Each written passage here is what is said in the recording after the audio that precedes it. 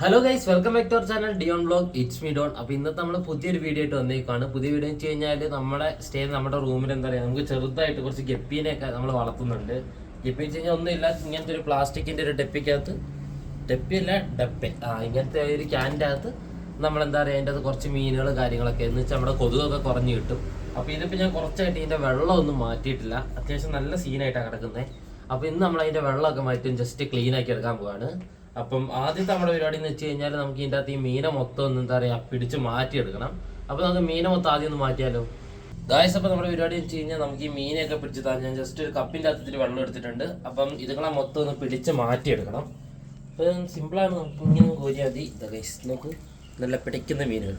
അപ്പോൾ നമുക്ക് ഇങ്ങനെ പെട്ടെന്ന് ഇതുങ്ങളെ എല്ലാത്തിനും ഒന്ന് മാറ്റിയെടുത്താലോ ഗായ്സ്. അപ്പോൾ നമ്മളെന്ന് വെച്ച് കഴിഞ്ഞാൽ നമുക്ക് അതിൻ്റെ അകത്തേക്കുള്ള വെള്ളം നമുക്കിവിടെ കറക്റ്റായിട്ടൊരു ടാപ്പുണ്ട്. അപ്പോൾ അതിൽ നമ്മൾ നേരെ വെള്ളം നിറച്ചുകൊണ്ടിരിക്കുകയാണ്.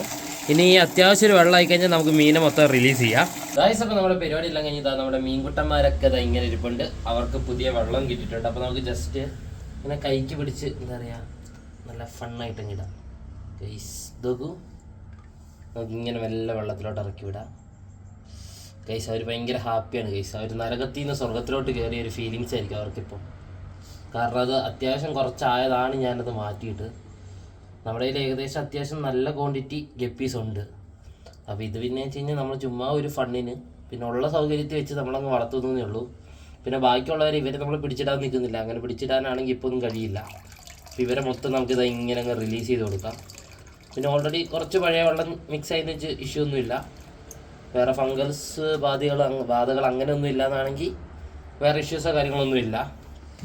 അപ്പോൾ നമുക്ക് ഇന്നത്തെ വീഡിയോ വൈൻഡപ്പ് ചെയ്യേണ്ട സമയമായി. അപ്പം പ്രത്യേകിച്ച് കാര്യമായിട്ടൊന്നുമില്ല, നമ്മുടെ ഈ ഒരു കാര്യങ്ങളൊക്കെ സെറ്റാക്കിയെന്നേ ഉള്ളൂ.